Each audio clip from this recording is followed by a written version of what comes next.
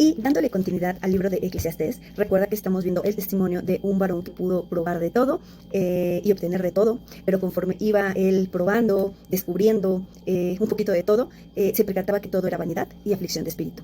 En esta parte vamos a llegar a que después de que él se percata y dice, bueno, fui sabio, fui necio, pero al final de cuentas voy a ir al polvo, voy a descender al Seol, me voy a ir a la tumba.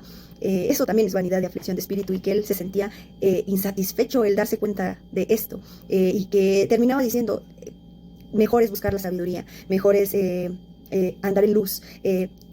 Ahorita vamos a darnos cuenta que él empieza a descubrir otras cosas, como que él se da cuenta y dice, ok, me afané en mi hacienda, en mis animales, me afané en mi trabajo, en mis riquezas, en producir al 100 por 1, en dar fruto en todo, en aprovechar la ciencia, en andar en rectitud, pero se lo tengo que dejar a otro.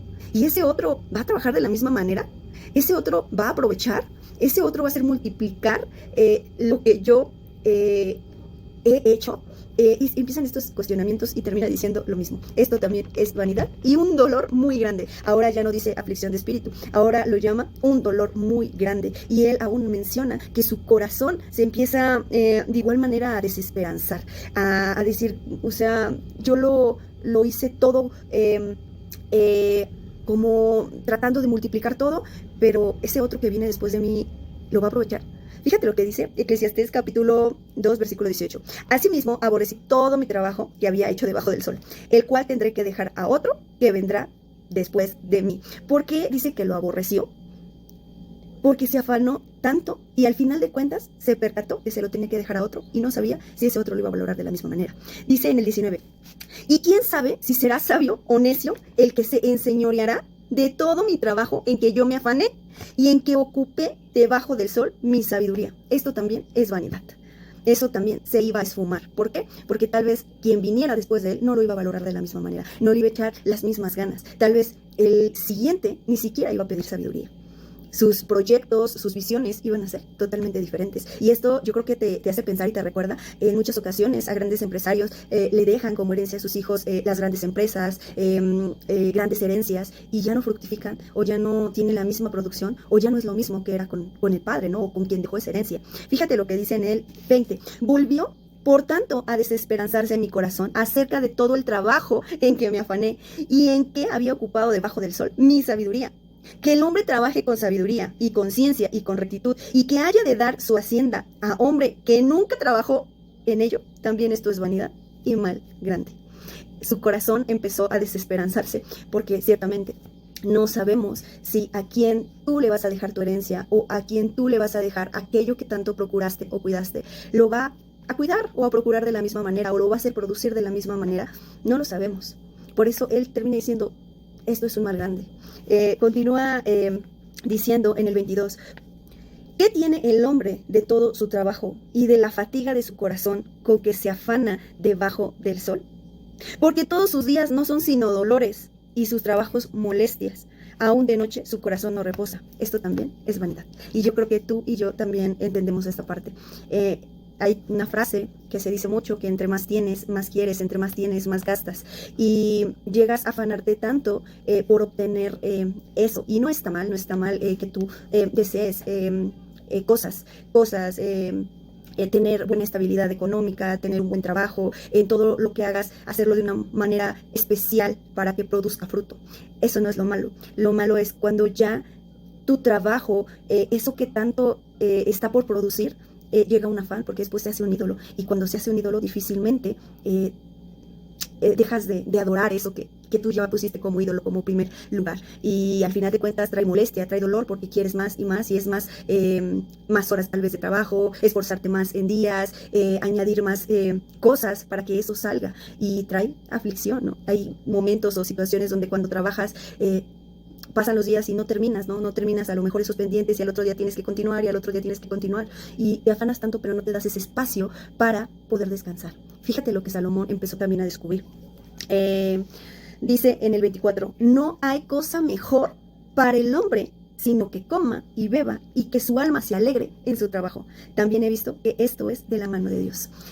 el descanso proviene de la mano de Dios y como ejemplo nos dejó cuando Él comenzó la creación. Él se dedicó a hacer el primer día, segundo día, tercer día, cuarto día, quinto día, así, hasta que dijo que en el séptimo se descansara. Y de ahí viene el ejemplo. Por más que Él estuvo trabajando en la creación, tuvo un día de descanso.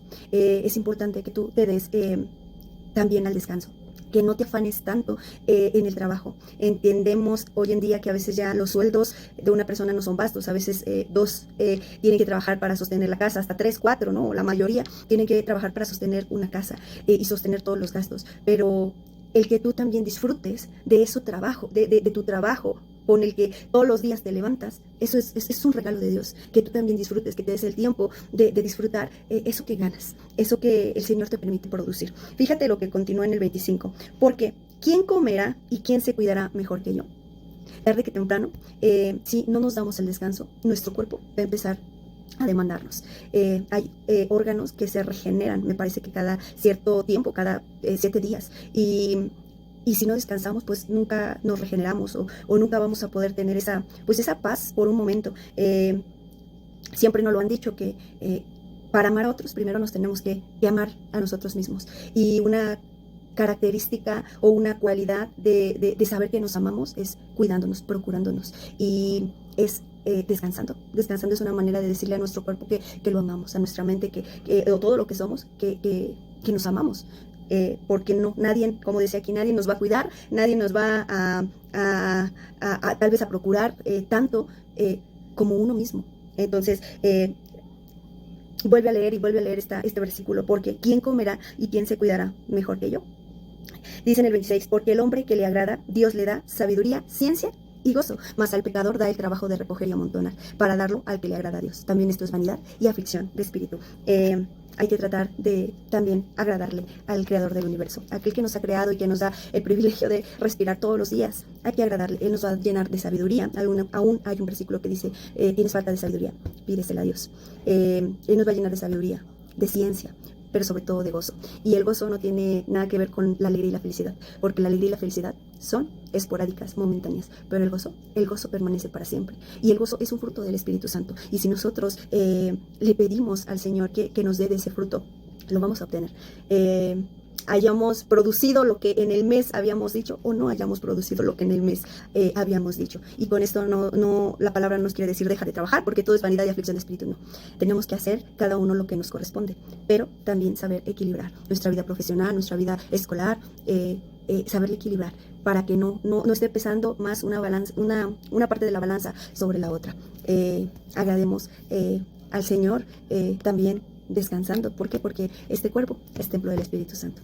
Entonces descansa en Él, agrádale a Él y no dependas de tus riquezas, no dependas del trabajo que hoy tienes, no dependas de lo que te prometieron tu jefe o alguien más. Depende de aquel que nos da trabajo, depende de aquel que abre las ventanas de los cielos para sobreabundar, de aquel que manda la lluvia para hacer producir los campos.